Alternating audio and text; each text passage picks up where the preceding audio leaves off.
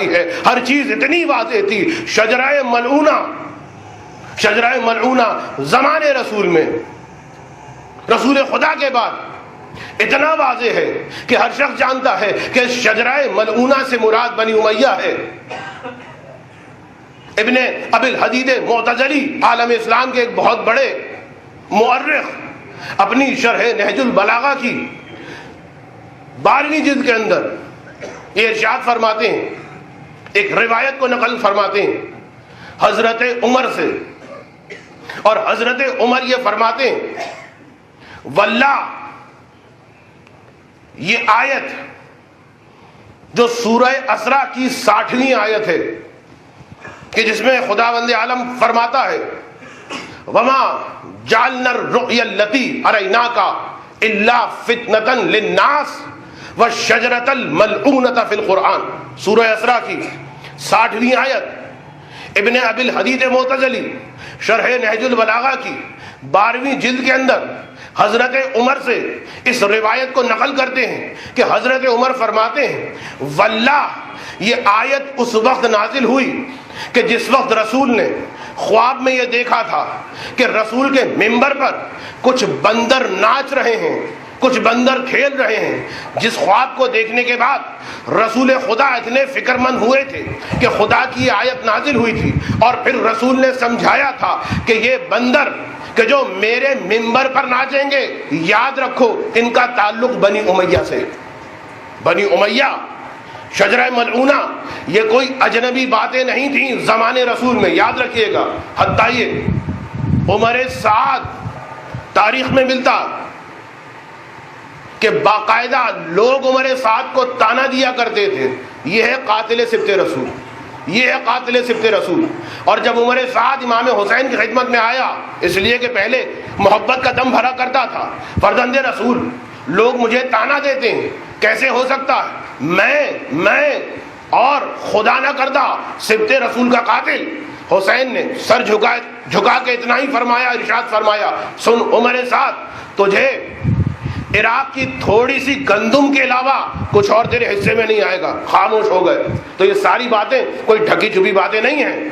حتیٰ یہ کہ حسن و حسین کا رسول خدا کا فرزند ہونا، فرزند رسول، یبنا رسول اللہ، یہ بات کبھی بھی زمانہ رسول میں، رسول کے فوراً بعد اور کافی عرصے تک کبھی بھی اصحاب میں اس بات پر کبھی اعتراض نہیں ہوا، کبھی کسی نے شک نہیں کیا کہ چونکہ حسنین فاطمہ کی اولاد ہیں اور نسل بیٹے سے چلتی ہے، بیٹی سے نہیں چلتی، لہذا حسنین کیسے فرزند رسول ہو گئے. نہیں، یہ بات اتنی راسخ تھی، اتنی مرتبہ رسول نے حسن و حسین کو اپنا فرزند کہا تھا کہ ہر صحابی بلا تشریف بلا استثناء، ہر صحابی جب بھی حسنین میں سے کسی ایک کو مخاطب کرتا تھا تو بڑھ کے یہی کہتا تھا السلام علیکہ یا ابن رسول اللہ، یا ابن رسول اللہ، یا ابن رسول اللہ.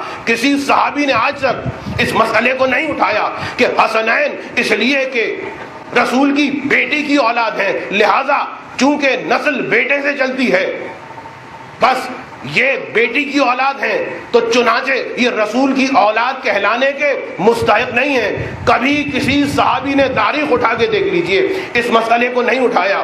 لیکن جس وقت معاویہ کا دور آیا ہے، جس وقت امیر شام کا دور آیا ہے، تو میں نے ایک جملہ کہا تھا اہل بیت کی عظمت کو ختم کیا جائے.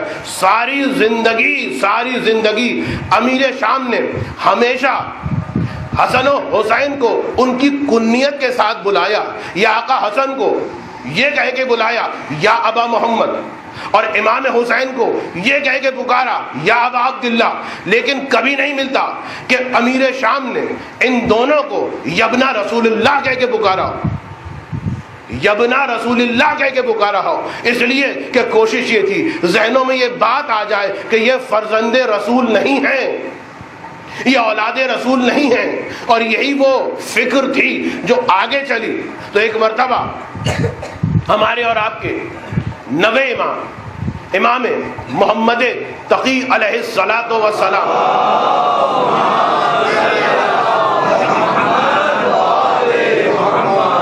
مامون کا خلافت ہے، اور مامون وہی اعتراض، وہی بات کرتا کہ آپ اپنے آپ کو رسول خدا کا فرزند کہتے ہیں، آپ اپنے آپ کو سعادات کہتے ہیں، تو میرا آپ سے سوال یہ ہے کہ اولاد اور نسل اور نام بیٹے کے ذریعے چلتا، بیٹی کے ذریعے نہیں چلتا۔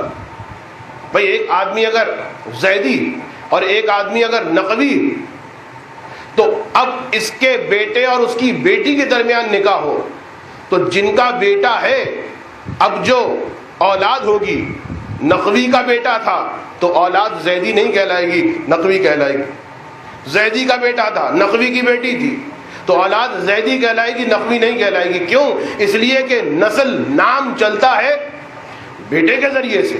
یہی سوال میں نے بتایا، کبھی بھی اس کو ریز نہیں کیا گیا، کبھی بھی اس بات پر کوئی حرف نہیں آیا۔ ہر شخص حسنین کو ابن رسول اللہ کہتا تھا، لیکن جس وقت بنی امیہ برسر اقتدار آئی، پوری کوشش یہ کی گئی کہ لوگوں کو یہ سمجھایا جائے نہیں یہ فرزند رسول نہیں ہے، اس لیے کہ بیٹی سے نسل نہیں چلتی، بیٹے سے نسل چلا کرتی ہے۔ بس ایک مرتبہ مامون نے یہی بات امام سے یہ کہہ کے بیان کی کہ آپ اپنے آپ کو رسول زادہ کیوں کہتے ہیں؟ اس لیے کہ رسول کے تو کوئی بیٹا نہیں تھا، آپ تو فاطمہ زہرا کی اولاد میں سے ہیں اور نسل بیٹی سے نہیں چلتی، تو کیسے اپنے آپ کو آپ ذریت رسول میں شامل کر رہے ہیں؟ جب یہ سوال اس نے کیا، پہلا جواب تو امام نے یہ ارشاد فرمایا، اے مامون اتنا بتا، اگر اس وقت میرے نانا رسول آ گئے، میرے جد آ گئے اور انہوں نے آ کر تجھ سے تیری بیٹی کا رشتہ اپنے لیے مانگا تو تیرا کیا جواب ہوگا؟ مامون مسکرا کے کہتا ہے، اس سے اچھی اور میری خوش قسمتی کیا ہو سکتی ہے کہ اللہ کا رسول مجھ سے میری بیٹی کا رشتہ مانگے۔ امام مسکرا کے فرماتے ہیں، لیکن یاد رکھو رسول کبھی بھی مجھ سے میری بیٹی کا رشتہ نہیں مانگیں گے، اس لیے کہ وہ ہمارے باپ ہیں، تمہارے باپ نہیں ہیں۔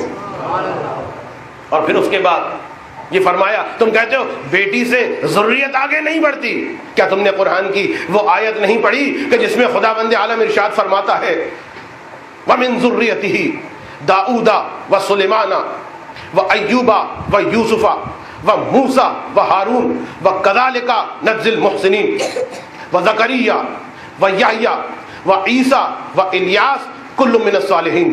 سورہ مبارکہ انعام کی 84 اور 85، 84ویں اور 85ویں آیت۔ امام پوچھتے ہیں، یہ بتاؤ خدا اس آیتوں میں کس کی ذریت کے بارے میں بیان کر رہا ہے؟ مامون پڑھا لکھا ہے، فوراً کہتا ما قبل کی آیتیں موجود ہیں، وَمِن ذُرِّيَّتِهِ ما قبل کی آیتوں کی جانب یہ من ذریتہ کی ضمیر پلٹ رہی ہے، اور ما قبل کی آیتوں میں جناب ابراہیم کی عظمتوں کو بیان کیا گیا ہے، تو خدا ذریت ابراہیم کو بیان کر رہا ہے۔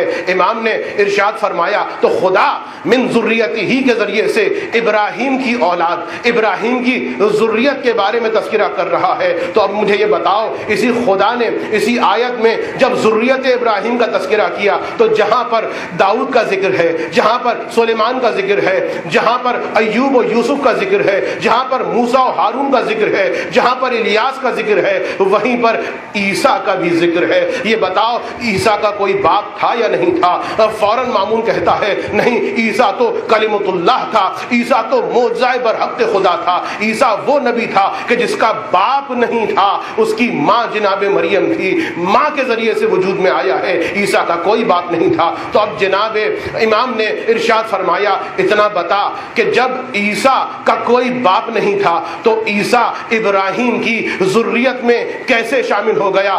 بس ایک مرتبہ مامون کہتا ہے اپنی ماں جناب مریم کے ذریعے سے۔ جب اس نے اتنا کہا تو ایک مرتبہ امام ارشاد فرماتے ہیں وہ اللہ جو عیسیٰ کو اس کی ماں مریم کے ذریعے سے نبی کی ذریت میں شامل کر سکتا ہے تو وہی خدا ہے کہ جو مریم کی شہزادی اور سردار فاطمہ کے ذریعے سے حسنین کو ذریت رسول میں شامل کر رہا ہے۔ ایک درود پڑھ دیں محمد والے